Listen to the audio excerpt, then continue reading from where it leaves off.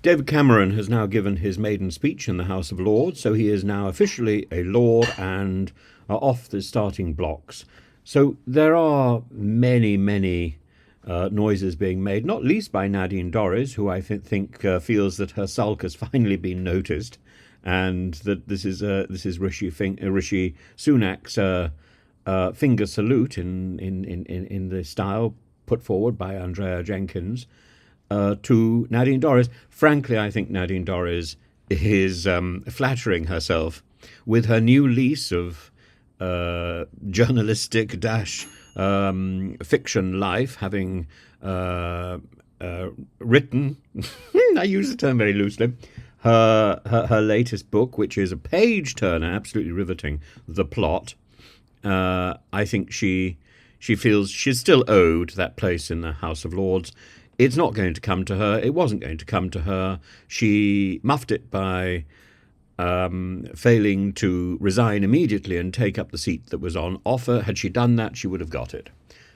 Instead, she dithered and thought that her hanging on in the House of Commons was important. No, I think the powers that be couldn't wait for her to be gone.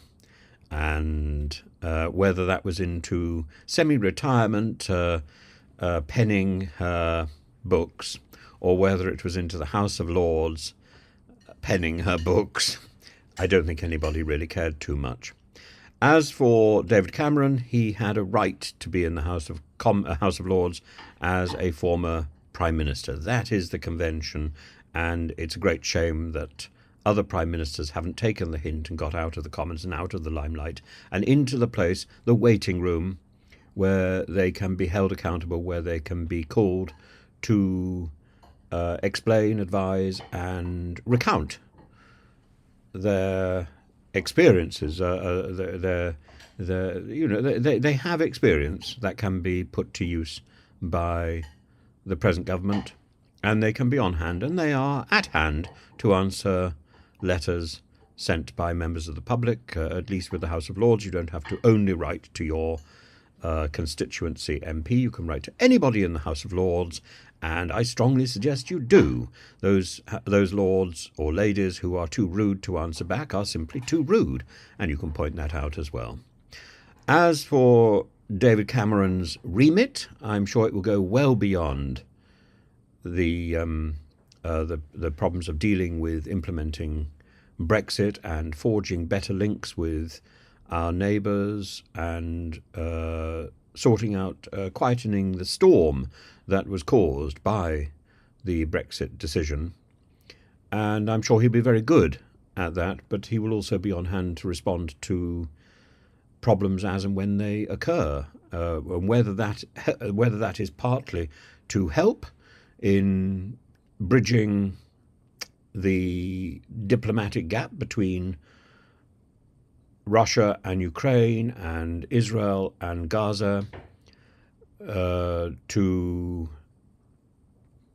help to reach out to intransigent and difficult tyrants like Putin, who apparently has 5 times attempted to assassinate President Zelensky. I mean, that's great from somebody who's already dead, but there we are. As Balkovsky said, "Oh, no, no, no, no. You may think that I'm dead. I'm not dead. It was one of the doppelgangers who died." But it was such a good joke, and I think it needs to be wheeled out in many, many different forms. I might wheel it out in Russian. And the other thing about David Cameron is that he is good in a crisis. He masters his brief. He's extremely efficient, and I think that's something that has been overlooked. He had sorted out his red boxes, frankly, before breakfast, whereas Boris hadn't sorted out his red boxes before dinner.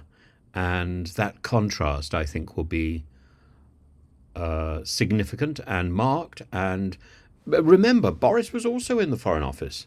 The Foreign Office will breathe a sigh of relief to have someone like David Cameron there. I am absolutely sure. What this says about the future, well, it was the Labour Party under Gordon Brown who brought back Mandelson and put him in the House of Lords so that he could be of use to the cabinet. So it's the Labour Party that has most recently put somebody in the House of Lords so that so they can be in the cabinet.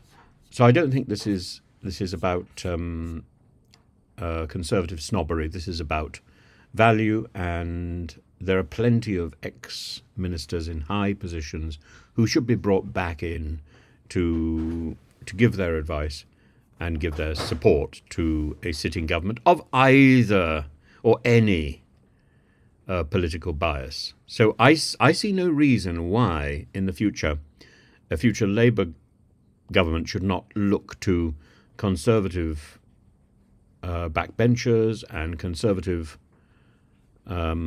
ex-ministers, either in the Lords or in the Commons, to take a role, if only an advisory role in cabinet. And I think it should be the job of such people with experience to be big enough to accept it.